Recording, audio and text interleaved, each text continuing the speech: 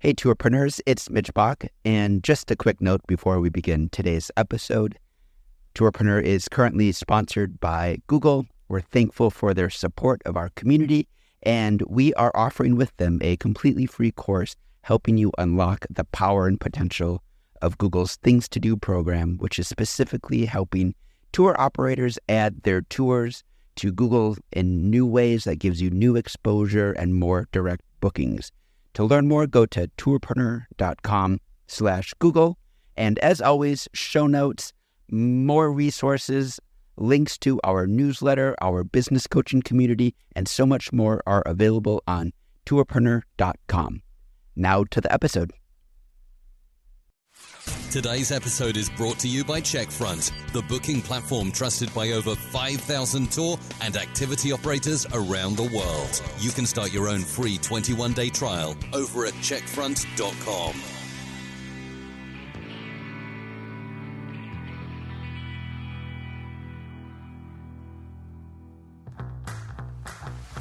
Welcome to the Tourpreneur Podcast. Travel industry veteran Shane Whaley will take you on a journey with fellow tourpreneurs, sharing their tips, ideas, insights, and success stories to inspire you to make your tour business the best it can be. And now, please welcome your host, Shane. Welcome to Tourpreneur at Arrival, presented by Checkfront. Today we're joined by Miranda Peterson. How are you, Miranda? I'm great. How are you? Fantastic. What is the name of your tour? My tour is called Namaste in Nature. How did you get started with that? Well, I quit my corporate job a couple years ago, and I decided to go on a sabbatical. I'm doing air quotes here. And that included going to India, doing my yoga teacher training. That included volunteering throughout Asia, South America. And that included hiking around the South Pacific, through Asia, Europe, and South America.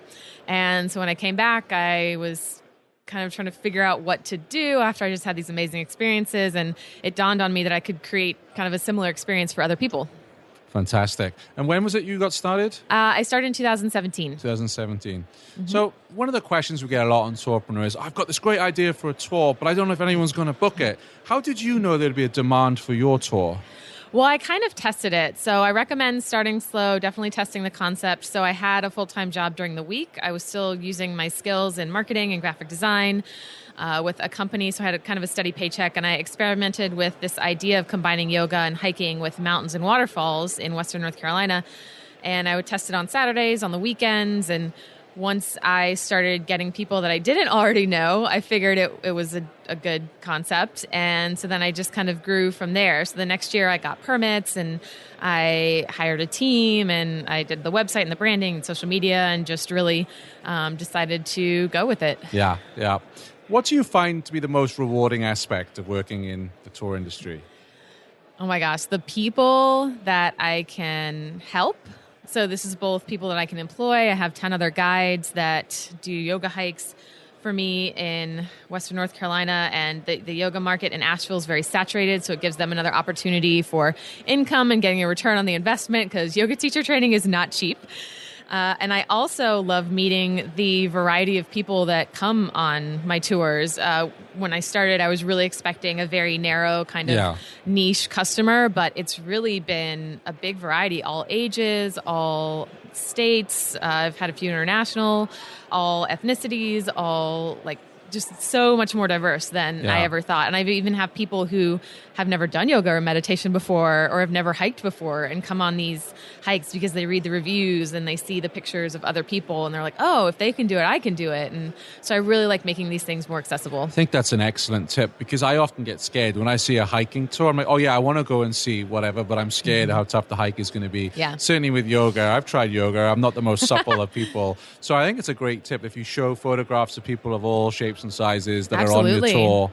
And it's authenticity as well. You know, we're not staging photo shoots and showing people that you would see in a Lululemon ad or, for a yoga studio or something. They're actually people that are on the tour and it's their authentic experience. What's the biggest challenge you've had to overcome in your business so far? Oh, there have been several. The first that comes to mind for me personally was weather anxiety. Since it is an outdoor experience, I was always checking apps and always worried about the weather and worried about the rain ruining people's experiences. But then it happened a few times. We had tours in the rain. People didn't melt, Yeah. thankfully. And actually, some people had a great time. They're like, oh, this was so much fun. This is going to be a great story. And then it dawned on me that the weather is also kind of part of the experience and part of the yoga, because we can't control it. We can only control how we prepare for and react to it. So, that's been a learning experience for me, and I think for other people as well. Yeah. And of course, if it's unsafe, like lightning, thunder, we'll cancel. And making that call has been kind of tough. Like, when do you cancel?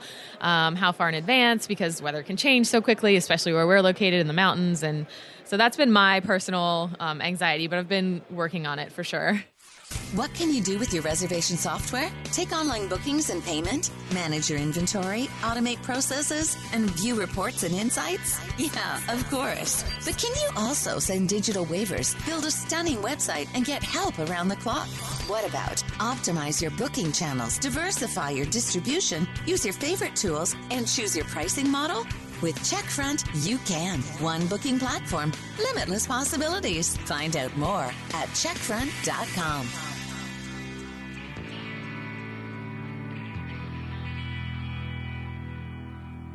And what does your distribution mix look like? So are you working with OTAs? How are you bringing in business for your tours? Yeah, I am. I'm on a few OTAs. I don't get a ton of bookings, which I'm not complaining about because they take 20%. I do get about 15 to 20% of my business from Airbnb experiences. So That's worked for me because I have a particularly unique experience, which is great for the platform. And then the rest comes from my website. So I focused a lot on SEO. I've also worked with my local CVB, the Convention and Visitors Bureau, and the TDA, which is the Tourism Development Authority. So just really networking, meeting other businesses, using all of the resources that they have available has really helped my business. Yeah. And I see your social media updates quite often in my feed. And also you write blog posts, correct? I do, yeah. I have a weekly blog. And I kind of have 4 pillars that revolve around that, either like me and my story or nature or things to do in Asheville.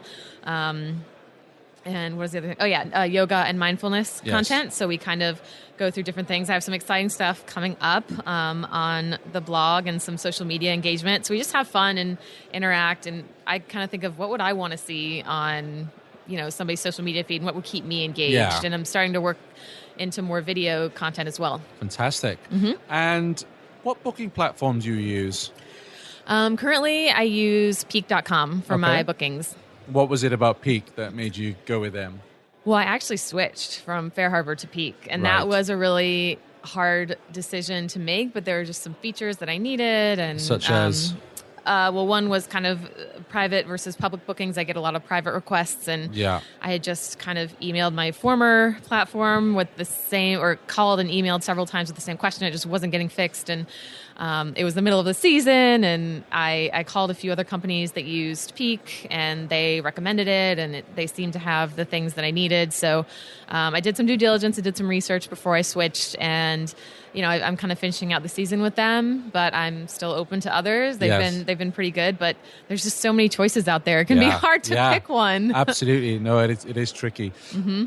For tourpreneurs in waiting, so those of our listeners who want to launch a tour business or an activity, they're a little bit nervous, there's a lot of risk. What would you say to them is one thing that people don't realize about running your own tour business that surprised you the most?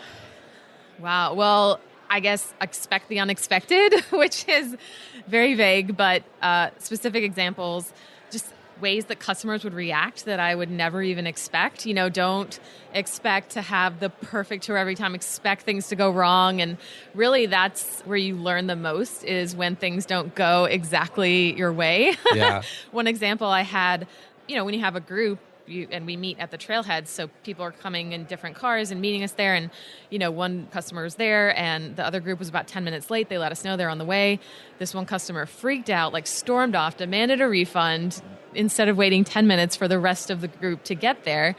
I would have never expected that kind of reaction, and that was an interesting thing to deal with, and I just didn't even want to deal with it. I just gave her a full refund and was like, good luck. She clearly needed some yoga and meditation and nature in her life, but, learn from that and other experiences along the way. So just kind of keep learning, take on the challenges. It's going to be hard, especially when you're starting out and you're doing everything. You're doing the customer service, you're doing the bookkeeping, you're doing the social media, you're doing the marketing. It can be hard, but just keep an open mind and keep learning and growing and using resources like this to keep yourself inspired and to grow. How do you keep up to date with trends? Because, I mean, you think of social media, there's something new every week, there's a new algorithm change. How do you personally keep up to date with everything? I mean, honestly, the Tourpreneur email brief, the daily email, that's been super helpful. I kind of scan it every day and click on the things that I'm interested in or that are relevant to me. I also have some Google alerts set up for things that are specific to me or my area or my business, and so I'll get emails about that, and that's a good way to keep involved. Also for my own business, so if I get any press hits or media hits, although there's a Namaste technology company that I keep getting emails for, I'm not interested.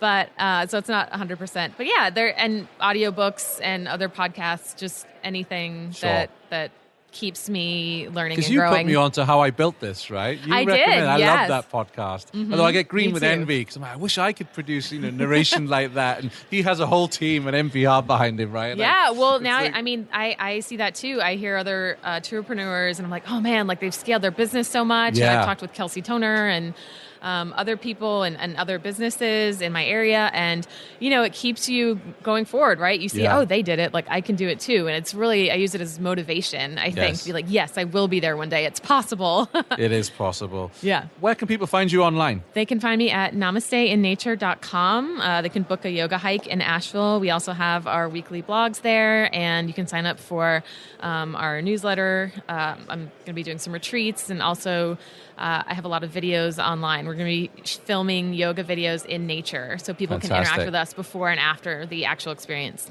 Wonderful. Thank you for joining us. Thank you, Shane. Thanks for listening to the Tourpreneur podcast. Be sure to visit tourpreneur.com to join the conversation and access the show notes, including links to the resources mentioned on today's episode. This is Tourpreneur.